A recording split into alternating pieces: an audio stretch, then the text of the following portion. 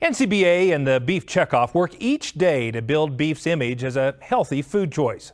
Here to talk more about these efforts is Dr. Shailene McNeil. She's the Executive Director for Human Nutrition Research at NCBA.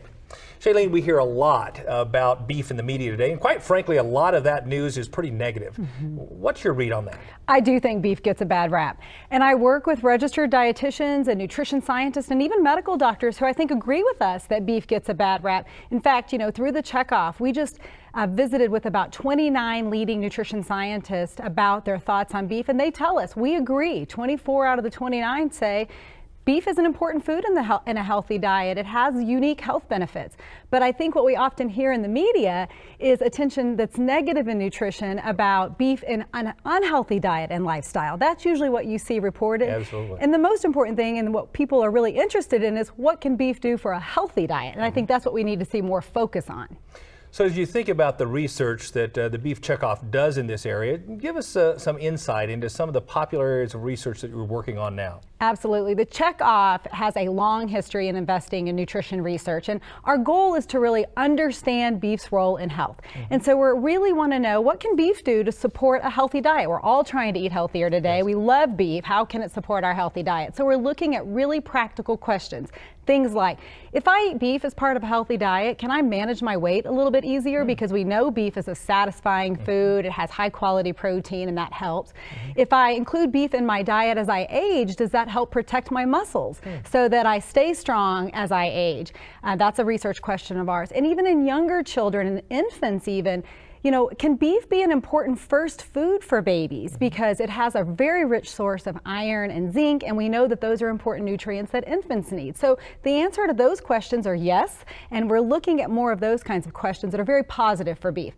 We're also taking on the tough questions. Okay. I mean, take, for example, the topic of diet and cancer. Right. We're hearing so much about diet and cancer. There's a lot of negative attention, even in the scientific community, as well as the media, about red meat and cancer.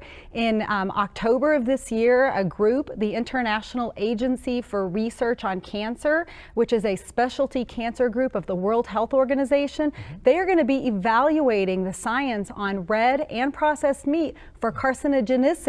What that means is they're going to be looking and deciding, does red meat or processed meat, are they a hazard risk when it comes to cancer? And so it's very important that we understand this science in and out.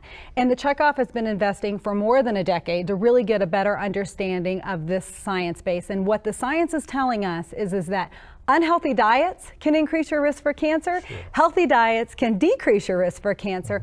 But beef as a single food does not increase your cancer risk. If you think about it, it really makes a lot of sense, because no single food can cure a disease or cause a disease. It's really about balance. So those are some examples of the kinds of work that we've got going on in the nutrition research program. Well, that's great news, and certainly research that we all need in the beef industry. Tell me this, some people would have us believe that we as Americans are just simply eating too much beef. What do you say? Well, I think we have to admit, I'm a registered dietitian, that there's some of us that are eating a little bit of too much of everything. Of course, we have to admit that. But having said that, it's really an inaccurate overgeneralization to say that Americans are eating too much beef. In fact, when we look at the data, what we see is that on average, Americans are eating less than 2 ounces of beef per day. No kidding. About 1.7 ounces, and that's well within nutrition guidelines. And as I mentioned, I am a registered dietitian. I see people struggling with what they can do to eat healthier, and they often ask me, when I look at their diet plans and what they're eating, a lot of times protein is that missing link. They thought that they should be avoiding beef, and actually they could be including it more often in meals to help them with some of those great benefits. And real quick, what's next on the horizon? Looking ahead, what are those emerging diets that health experts are going to recommend? Things like the Mediterranean diet, which we've heard so much about, that often uses fish in place of beef for the recommendation. And we're looking at, could beef be part of a recommendation of a Mediterranean diet? We know it's a part of Mediterranean diets today in the Mediterranean countries. Right. Let's prove it and show that beef can be part of a Mediterranean diet with all those same health benefits. Outstanding. Thank you so much for coming, and thanks for all the work you're doing to continue to position beef as a healthy nutritional alternative. If you've got questions about beef as a healthy food choice, a good resource to check out is the Beef It's What's for Dinner website.